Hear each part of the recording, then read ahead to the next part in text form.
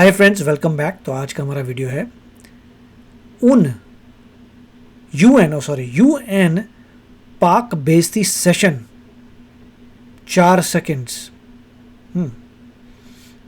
चलिए देखते हैं। देखिए, मुझे इतना पता है कि यूएन में जो रेजोल्यूशन हुआ था अबाउट फ़लस्तीन के लिए, वेदर फ़लस्तीन स्टेट को रिकॉग्नाइज़ किया जाएगा, इस उसमें जो है यूनाइटेड नेशंस में दैट वाज पास्ड कि यस हमास का क्रिटिसिज्म हुआ था and everybody was with the creation of Palestinian state.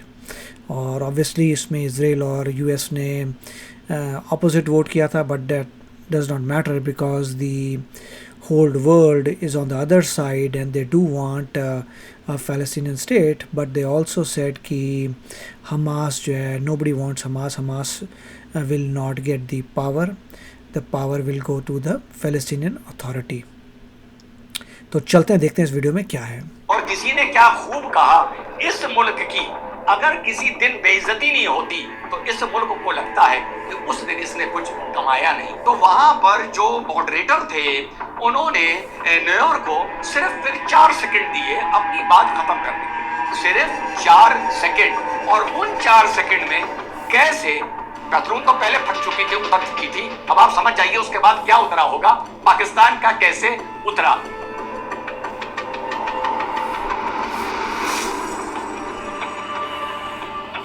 Hello नमस्कार, सत श्री अकाल, अस्सलाम वालेकुम। कैसे हैं जनाब? कुछ टाइम पहले, कुछ साल पहले फिल्म आई थी, वो 7 दिन, शायद अनिल कपूर थे, नसीर साहब भी थे, और अब एक फिल्म बनी है वो 4 सेकंड। यार कसम खुदा की, 4 सेकंड में पाकिस्तान की फटी हुई पतलून उतार दी। किसने उतार दी? और ये मुझे लग रहा है कोई और इशू है। कहां उतार दी? पतलून उतारी गई United nation human right council का जो सेशन चल रहा है 60th, आप लोगों को पता होगा। कल मैंने इस पर प्रोग्राम बनाया था कि कैसे क्षितिज ने किसकी पैंट उतारी, क्षितिज त्यागी जी ने स्विट्जरलैंड के डेलीगेट की पैंट उतारी जो भारत को ह्यूमन राइट पर ज्ञान दे रहे थे। कल आप लोगों ने उस वीडियो को बहुत पसंद किया। तो वहां पर अब बोलने की बारी थी यूनाइटेड नेशन के एग्जीक्यूटिव डायरेक्टर हैं यूनाइटेड नेशन वॉच के, हिलल नोयर। ये कैनेडियन बॉर्न है और ह्यूमन राइट एक्टिविस्ट है, और इनका पूरा जो ये डबल स्टैंडर्ड ऑफ आतंक को लेकर दुनिया में एक बहुत बड़ी बहस छिड़ी हुई है, इस पर बात चल रही थी, तो इनको बोलने का मौका मिला। तो इन्होंने जो मुख्य बिंदु था वो था जो कतर पर, कैपिटल पर दोहा पर इजराइल ने एयर स्ट्राइक किया है कि वहां पर आपने हमास के जो आतंकी हैं वो वहां से ऑपरेट कर रहे हैं। तो उस पर हिलल न्यूयॉर्क को अपना जवाब देना था। जवाब ये दे रहे थे, जवाब दे के चले जाते। हमारे पड़ोसी मुल्क के 2 कौड़ी के जो डेलीगेट थे उनको शायद प्रॉम्प्ट किया हो गया होगा कि इतनी बेइज्जती हो रही है पाकिस्तान की, पाकिस्तान का नाम लेकर खरी खरी सुनाई जा रही हैं, तुम जवाब दो। तो इन्होंने बड़ी स्टाइल से जवाब दिया। तो वहां पर जो मॉडरेटर थे उन्होंने न्यूयॉर्क को सिर्फ फिर 4 सेकंड दिए अपनी बात खत्म करने के, सिर्फ 4 सेकंड। और उन 4 सेकंड में कैसे पतलून तो पहले फट चुकी थी, उतर चुकी थी, अब आप समझ जाइए उसके बाद क्या उतरा होगा, पाकिस्तान का कैसे उतरा। तो चलिए थोड़ा थोड़ा बीच में मैं इंग्लिश में आप लोगों को इंग्लिश में है ट्रांसलेट करके सुविधा के लिए बताता रहूंगा। है बड़े मजेदार वो लम्हे, वो 4 second. Mr. President, we have heard a lot about international law from the world's worst violators of international law. तो साहब, इतनी देर से जो हम सुन रहे हैं कि इंटरनेशनल लॉ के बारे में, ये दुनिया के इंटरनेशनल लॉ के जो वर्स्ट वायलेटर्स हैं, जो उसका खंडन कर रहे हैं, निस्तेनाबूद कर रहे हैं, वो हमें ज्ञान दे रहे हैं इजराइल को इंटरनेशनल लॉ के बारे में। It's time to challenge the perpetrators. And so we ask Qatar, if you don't want targeted bombings against terrorists in your capital, why do you harbor terrorists in your capital? जी हाँ, बहुत लंबा फिर इन्होंने Qatar पर बात करी। इन्होंने कहा हम कतर से सीधी एक बात पूछते हैं कि अगर आप नहीं चाहते कि आपके देश में कोई अटैक हो तो आप इंटरनेशनल टेररिस्ट को अपनी यहाँ पनाह क्यों देते हैं? आपने 2007 में उसके बाद बार बार हमास को फाइनेंस क्यों किया? आप इनको 5 स्टार होटल्स में लाके ठहराते हैं, दिन में ये मीडिएटर होते हैं, रात को टेरर के ये स्पॉन्सरर होते हैं। तो अगर आपको इन चीजों से बचना है तो आपको इनको अपने देश में पनाह देनी ही नहीं चाहिए। उसके बाद बोलते बोलते साहब पहुंच गए, यानी नोयर साहब पहुंच गए पाकिस्तान। इन्होंने कहा पाकिस्तान ने ओसामा बिन लादेन को अपनी यहाँ पनाह दे रखी थी। अमेरिका ने पाकिस्तान की जो माना जाता है सॉवरेनिटी को, एयर स्पेस को क्रॉस कर कर वहां पर एक ऑपरेशन किया और ओसामा बिन लादेन को मार गिराया। उस दिन पूरी दुनिया ने ताली बजाई थी, उस दिन सबने वाह वाह की। अरे वाह, क्या उन्होंने आर्ग्यूमेंट दिया है, इंटरेस्टिंग। वो यही कह रहे हैं कि जब ओसामा को मारना था तब यूएस गया, उसने पाकिस्तान की एयर स्पेस की कोई परवाह नहीं की, सीधा उड़ा दिया।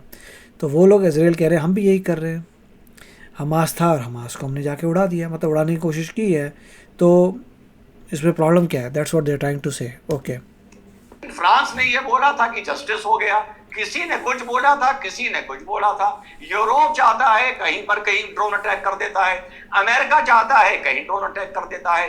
इंडिया का इन्होंने नाम ले लिया, इंडिया ने भी आतंक को निस्ते नाबूद करने के लिए दो कौड़ी के मुल्क पर 2-3 बार स्ट्राइक किया, इस बार तो बड़ा घातक किया। तो ये पूरी इनकी एक लंबी वार्ता, लंबी बात चल रही थी। ये समझाना चाह रहे थे कि आतंक को लेकर दुनिया में दोहरा मापदंड नहीं होना चाहिए।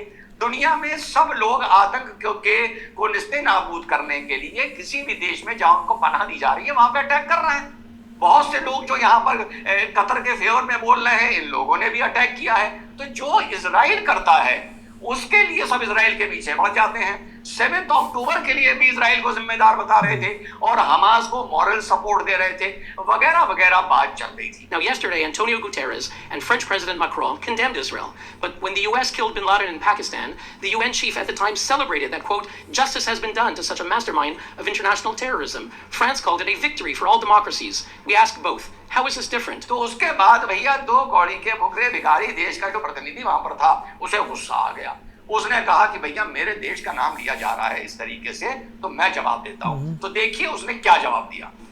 Please. Thank you, Mr. President.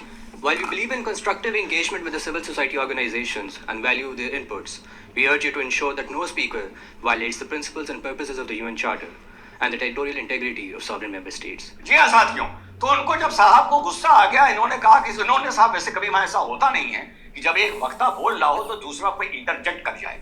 तो जब ये नोयर बोल रहे थे तो उन्होंने फिर परमिशन मांगी या नहीं मांगी और इंटरजेक्ट किया। तो जो मॉडरेटर थे उनका ध्यान उतर गया, तो उन्होंने कहा कि भैया हाँ बताइए क्या प्रॉब्लम है।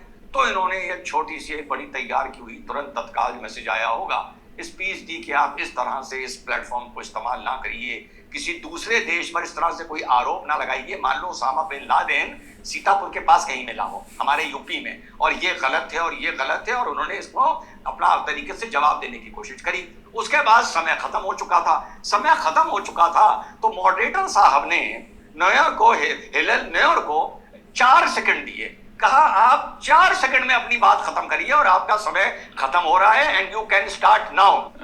I give the floor back to United Nations Watch for 4 seconds. 4 second में पता है उसने क्या बोला? सुनिए।